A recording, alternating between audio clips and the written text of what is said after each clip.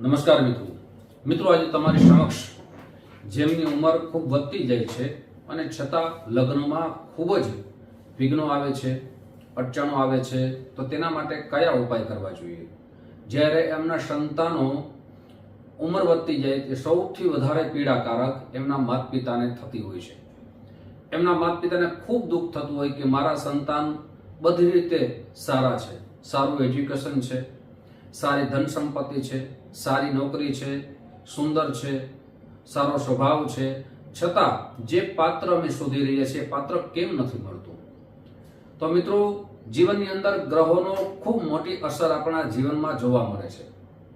આજે તમારા જીવનમાં કોઈ પણ પ્રકારના વિઘ્નો આવતો હોય વિવાહિત બાબતમાં અને ગ્રહોની બાધા હોય તો એ ગ્રહોની બાધા દૂર થાય અને આપનું સારું અને સુંદર પાત્ર મળે અને લગ્ન જીવન પણ સુખી થાય, તેના માટે સુંદર ઉપાય બતાવવા જઈ રહ્યો છું.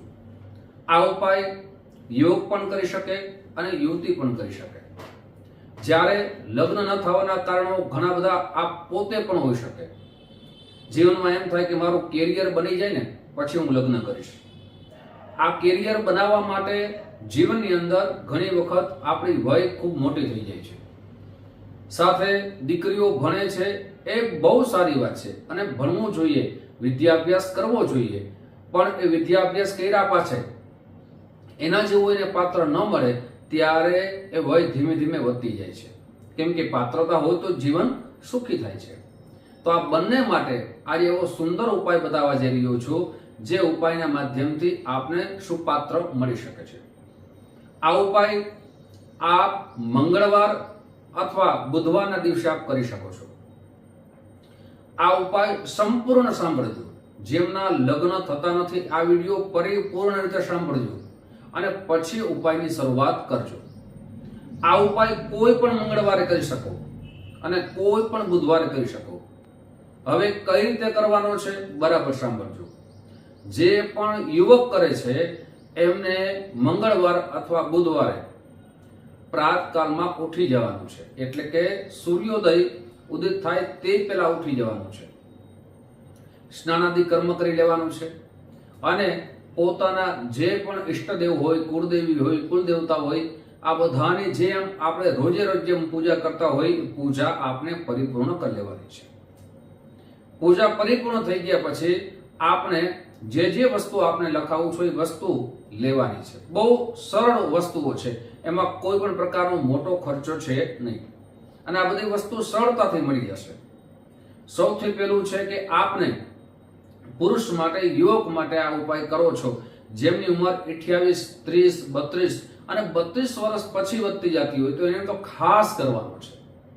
સંપૂર્ણ ભાવથી કરવાનો છે, વિશ્વાસથી કરવાનો છે. આ ઉપાયનું પરિણામ ભગવાનની કૃપાથી ખૂબ સારું મળે છે. હવે આ ઉપાય કઈ રીતે કરવાનો છે? તો આકડાના પુષ્પ લેવાના છે. સાથે શંકર ભગવાનના મંદિરે જવાનું છે.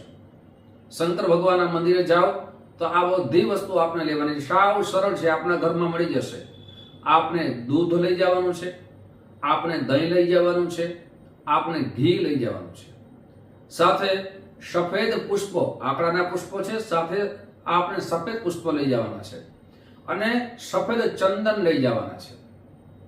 હવે આપણે શંકર ભગવાનના મંદિરે જઈ અને જે વસ્તુઓ છે એ સૌથી પહેલા આપણે ભગવાન ઉપર દૂધ, દહીં, ઘી આ બધું ચડાવવાનું છે.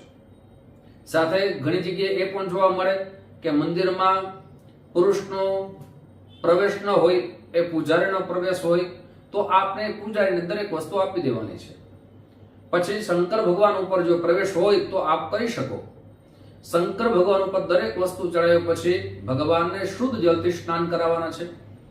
શુદ્ધ જલ સ્નાન કરાવ્યા પછી મિત્રો યાદ રાખજો, આપણે આકડાના પુષ્પ ઓછામાં ઓછા મિત્રો 7 તો લેવાના છે. 7 થી વધારે મળે તો ઉત્તમ છે.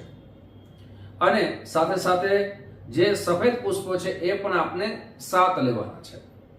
આ બંને પુષ્પો છે એ સફેદ ચંદન વાળા કરવાના છે અને સફેદ ચંદન વાળા કર્યા પછી એ ભગવાન શિવ ઉપર ચડાવવાના છે. ભગવાન શિવને અવશ્ય ભગવાન શિવ ઉપર આપને ચંદન ચડાવવાનું છે, સાથે ભસ્મ ચડાવવાની છે. ઘણા બધા વ્યક્તિનો ભસ્મની વાત કરું ત્યારે કોલ આવે છે કે ભસ્મ એટલે શું? યજ્ઞની અંદર જે આહુતિ દઈએ અને જે ઉત્પન્ન થાય એને ભસ્મ કહેવામાં આવે છે. ઘણી બધી જગ્યાએ યજ્ઞ થતા હોય અને એ ભસ્મ ભગવાન મહાદેવને ચડે છે. એ ભસ્મ ભગવાન મહાદેવને આપણે ચડાવીએ છીએ, પણ એમને ચડાવાતી નથી. અત્યારે બજારમાં ભસ્મના પેકેટ સારા પણ મળે છે. એ તૈયાર પણ પેકેટ આપ લઈ શકો છો, અથવા જે યજ્ઞ થતો હોય ત્યાંથી પણ આપ ભસ્મ લઈ આવી શકો છો. આ ભસ્મ ભગવાન મહાદેવને ખૂબ પ્રિય છે અને ભગવાન મહાદેવ પર ભસ્મ ચડાવવાની છે.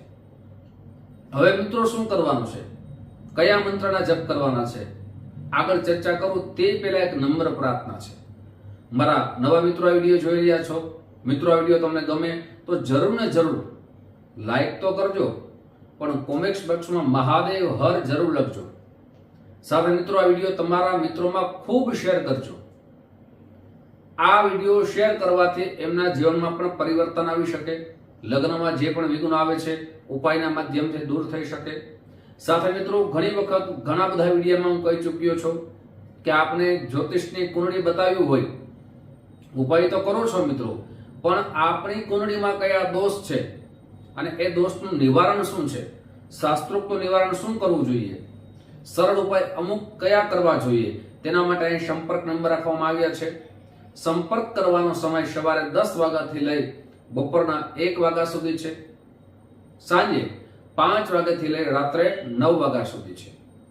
હવે મિત્રો ઘણા બધા મિત્રોના અમને કોલ આવે છે કે અમે મારી ઓફિસ જામનગરમાં છે. મિત્રો આપ જામનગરથી ખૂબ દૂર રહેતા હો તો તેના માટે ઓનલાઈનની વ્યવસ્થા રાખી છે. આપનું નામ, જન્મ તારીખ, જન્મ સમય, જન્મ સ્થળ મોકલી આપશો, સુનિશ્ચિત દક્ષિણા મોકલી આપશો, આપને કુંડલી મોકલવામાં આવશે. આપને આપણી કુંડલી પ્રમાણે શાસ્ત્રોક્ત સરળ ઉપાય બતાવવામાં આવશે. મિત્રો હવે વાત કરીએ કે હવે આપણે શું કરવાનું છે. જો મંદિરમાં જગ્યા હોય તો મંદિરમાં જ આપણે બેસવાનું છે શંકર ભગવાનની સામે, અને આ મંત્રના જપ કરવાના છે. ઓમ નમઃ શિવાય અથવા ઓમ નીલકંઠાય નમઃ, આ મંત્રના આપણે જપ કરવાના છે રુદ્રાક્ષની માળાથી, અને વસ્ત્રમાં રુદ્રાક્ષની માળા આપણે રાખવાની છે. આપને કેટલી માળા કરવાની છે? તો કે 7 માળા. મંગળવારે કરો તો દર મંગળવારે ઉપાય કરવાનો છે, બુધવારે કરો તો દર બુધવારે આ ઉપાય કરવાનો છે. એક દિવસ અઠવાડિયામાં 7 દિવસ હોય એમાંથી એક જ વખત કરવાનો છે. સાથે મિત્રો કેટલા? તો કે આપને આ ઉપાય કેવલ ને કેવલ મિત્રો 16 મંગળવાર કરવાના છે અથવા 16 બુધવાર સુધી કરવાના છે. મને લાગે છે કે જરૂર આપની ઈચ્છા ભગવાન મહાદેવ જરૂર પૂર્ણ કરશે. મિત્રો આ તો મેં જે વાત કરી છે એ પુરુષ માટે કરી છે. હવે બહેનો માટે કહું છું. આ જ ક્રિયા લઈ જવાની છે, જેમાં દૂધ, દહીં, ઘી બધી વસ્તુ લઈ જવાની છે, પણ એમાં પુષ્પો આપને અલગ લાલ પુષ્પ, કમળના પુષ્પો લઈ જવાના છે. સાથે આપણે લાલ ચંદન લઈ જવાનું છે. ક્રિયા એ જ કરવાની છે. આપને અંદર પ્રવેશ હોય આપણા મંદિરોમાં તો આપ પોતે જાતે પૂજા કરી શકો. જો મંદિરમાં પ્રવેશ ન હોય તો પૂજારીને આપી શકો.